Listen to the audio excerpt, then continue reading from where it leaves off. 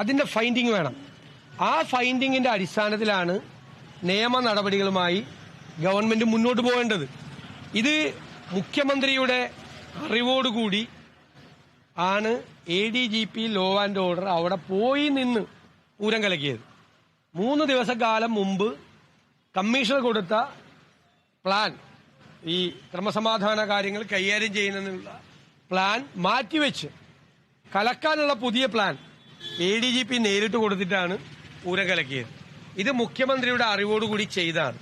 ഞാൻ ചോദിക്കട്ടെ, ഇല്ലെങ്കിൽ മുഖ്യമന്ത്രി ഇതുപോലെ ഒരു ഉദ്യോഗസ്ഥനെ സംരക്ഷിക്കുക? ഇപ്പൊ എത്ര അന്വേഷണമാണ്? ഭരണകക്ഷി MLA കൊടുത്ത കേസിൽ ADGPക്കെതിരായിട്ട് അന്വേഷണം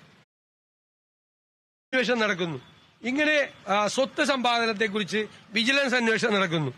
ഇത്രയും അന്വേഷണം നടക്കുന്ന ഒരാളെ അതേ സ്ഥാനത്ത് നിർത്തിക്കൊണ്ടാണ് ഇതെല്ലാം നടക്കുന്നത്. മുഖ്യമന്ത്രിക്ക് എന്തൊരു കരുതലാണ്, എന്തൊരു കരുതലാ ഈ ADGPയോട്. കാരണം അദ്ദേഹം പറഞ്ഞാണ് അദ്ദേഹം ചെയ്തിരിക്കുന്നതെല്ലാം. മുഖ്യമന്ത്രി പറഞ്ഞ കാര്യങ്ങളാണ് ADGP ചെയ്തിരിക്കുന്നത്. അതുകൊണ്ടാണ് ഇത്രയും കരുതലോടുകൂടി ചേർത്ത് നിർത്തുന്നത്. 4 പ്രധാനപ്പെട്ട അന്വേഷണം നടക്കുന്നത്. ശരിയാണോ? ഞാൻ പറഞ്ഞത് 4 അന്വേഷണം ഈ ADGPക്കെതിരെ നടത്തുമ്പോഴും അദ്ദേഹം ആ സ്ഥാനത്തിരിക്കുകയാണ്. DGP തലപ്പത്തുണ്ട്, പക്ഷെ അന്വേഷിക്കുന്ന വേറെ ഉദ്യോഗസ്ഥന്മാർ, ഇദ്ദേഹത്തിന് റിപ്പോർട്ട് ചെയ്യേണ്ട ഉദ്യോഗസ്ഥന്മാർ, ഇദ്ദേഹത്തിന്റെ അവരുടെ കോൺഫിഡൻഷ്യൽ റിപ്പോർട്ടിൽ അടയാളപ്പെടുത്തേണ്ട ഉദ്യോഗസ്ഥനാണ് ഇദ്ദേഹം. എന്നിട്ട് അദ്ദേഹം അവിടെ തുടരുകയാണ്, ആ പൊസിഷനിൽ തന്നെ തുടരുകയാണ്. മുഖ്യമന്ത്രി അവിടെ ചേർത്ത് നിർത്തിയിരിക്കുകയാണ്. അത് തന്നെ വളരെ വ്യക്തമാണ്. പൂരം കലക്കാനും RSS നേതാവിനെ കാണാനും എല്ലാം ഈ ADGP പോയത് മുഖ്യമന്ത്രിയുടെ അറിവോടും അനുമതിയോടും ആവശ്യത്തോടും കൂടിയാണ് എന്ന കാര്യത്തിൽ യാതൊരു സംശയമില്ല.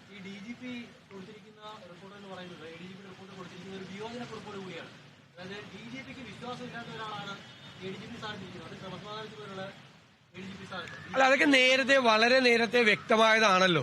കാരണം ഇത് പോലീസ് ഹൈറാർക്കിയിൽ പറയുന്ന കാര്യങ്ങളൊന്നും അല്ലല്ലോ ഇവിടെ നടക്കുന്നത്.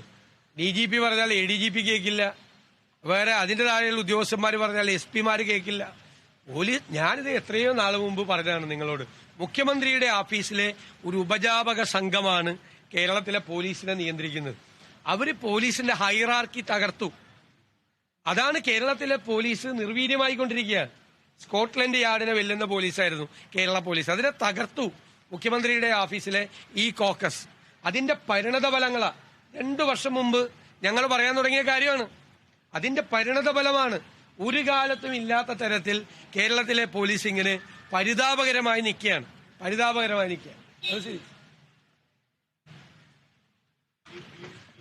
തൃശൂർ പൂരം അലങ്കോലമായതിൽ അന്വേഷണത്തെക്കുറിച്ചുള്ള പ്രതികരണമാണ് പ്രതിപക്ഷ നേതാവ് നടത്തിയത്. 4 തരത്തിലുള്ള അന്വേഷണം നേരിടുന്ന ADGPയെ തലസ്ഥാനത്ത് നിലനിർത്തിക്കൊണ്ടുള്ള അന്വേഷണം അംഗീകരിക്കില്ല, ജുഡീഷ്യൽ അന്വേഷണം വേണമെന്ന് അദ്ദേഹം ആവർത്തിക്കുന്നു.